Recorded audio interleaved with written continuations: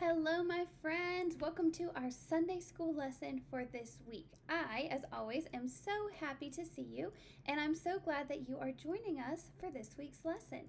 This is going to be our last lesson with Miss Emily and Mr. Bobby for a while. Just for the next couple weeks for the summer, we're going to be posting some different activities that you can do in place of Sunday school. So be on the lookout for those. But let's go ahead and get started with our last lesson before we move into our summer stuff. So as always, I have our Wonder Box here.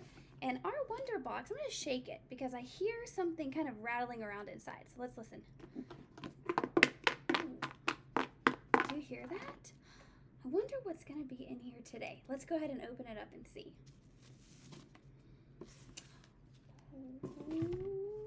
I always love this part. Oh, there's something really pretty in here this week. Let's see what it is. It's a little bit small, but it's very pretty. In our Wonder Box this week is a heart. And if you look closely at the heart, it is all different colors. I wonder what that's going to have to do with this week's lesson. Let's go ahead and dive in and see. Now, like you just saw, this heart has all different colors in it. And if you think about your own heart and all the different ways that you feel, do you sometimes feel like your heart might be different colors? Now, our hearts don't actually change colors, but we can definitely feel a lot of different things in our hearts. So if you think about a time where maybe you have felt a little bit angry or mad at somebody or something, what color might you think of that kind of goes along with being angry? I kind of think of red. If I think of angry, I think of somebody getting mad and their face might turn red. And if you look in that heart, there is a little bit of red in there, okay? Now, sometimes in our heart, we feel happy and joyful. What color do you think might represent being happy and joyful? I kind of think of like the yellow. Yellow is like the sunshine. It's like a happy color. Then sometimes in our heart we feel peaceful, calm, content, and just really happy with things and how they're going. And I think that kind of could be like blue. If you think of like the beautiful blue sky or blue water, they both kind of help us feel calm, okay? So what we're going to learn about in today's lesson is what Jesus wants us to do no matter what color our heart is feeling. Is it feeling a little angry and upset? Is it feeling happy and joyful? Jesus has a special message for us, and we need to remember what he says, and we're going to learn what we can do in all of these different situations. So next, we're going to hear this week's story. This week's story has kind of a funny name. This story is a very, very popular one in the Bible, and it's actually one of my very favorites. And a lot of times, people in the church will refer to this story and this lesson as the Beatitudes. Can you say Beatitudes? Let me hear you.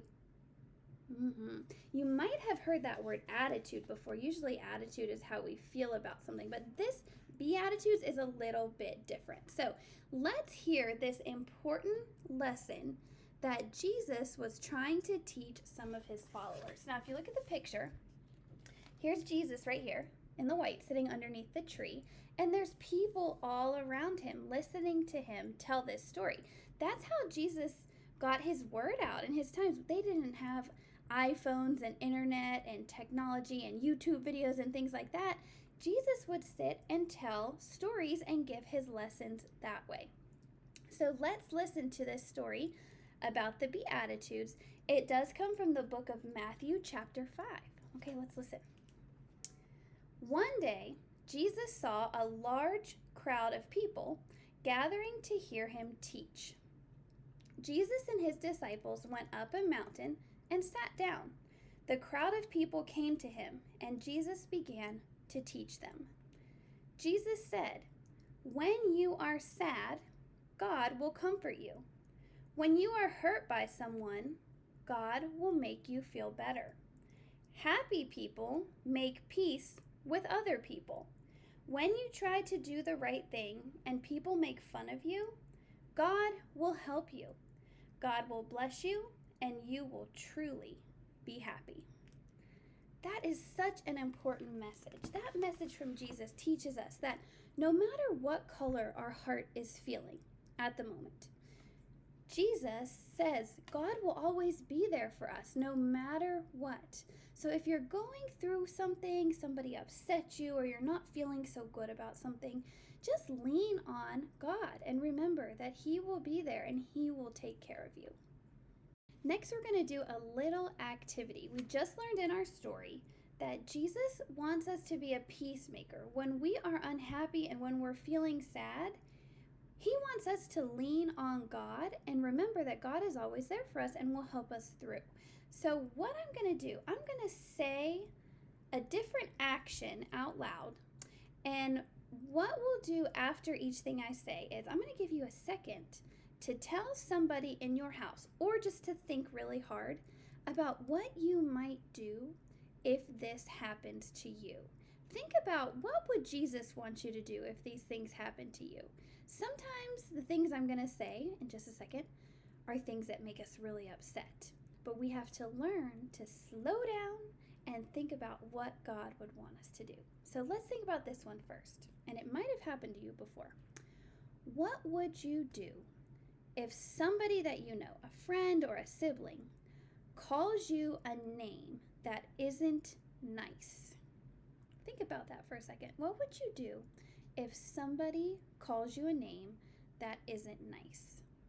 The first thing that you might automatically do is call them something mean back, right? Have you ever done that before? Somebody calls you a name, you call them something right back without even thinking about it.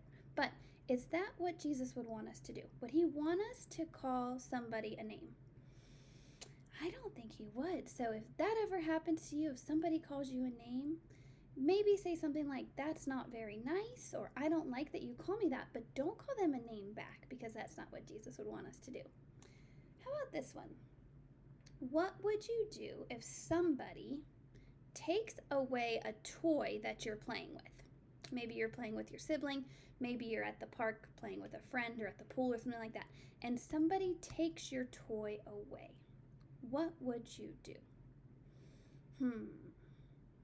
Well, I know that maybe sometimes if somebody took my toy away, I'd probably get really mad and yell and say, give me that back, or something like that, and try and pull it away from them. But we have to think, is that what Jesus would want us to do?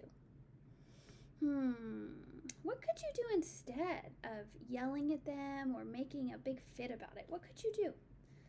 Could you maybe suggest that you can share the toy? You can take turns with it.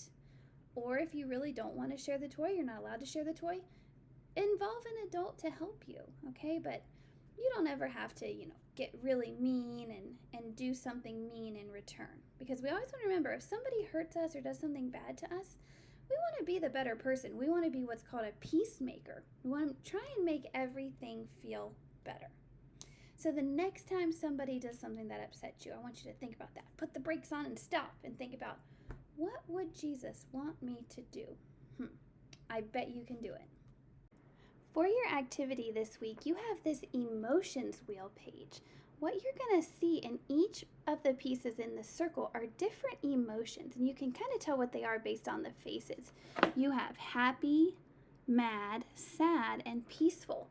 What I want you to do in each of those pieces of the circle is draw a place or draw yourself doing something that makes you feel each of those emotions. Also, always remember that no matter what emotions you are feeling, God is always there to help you.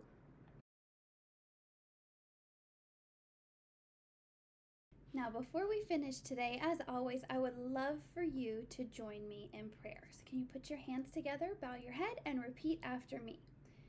Dear God, thank you for comforting me and making me feel better when I am sad or upset. And a big amen. Amen. Thank you, friends. Have the best summer ever, and I'm sure I will see you soon. Bye.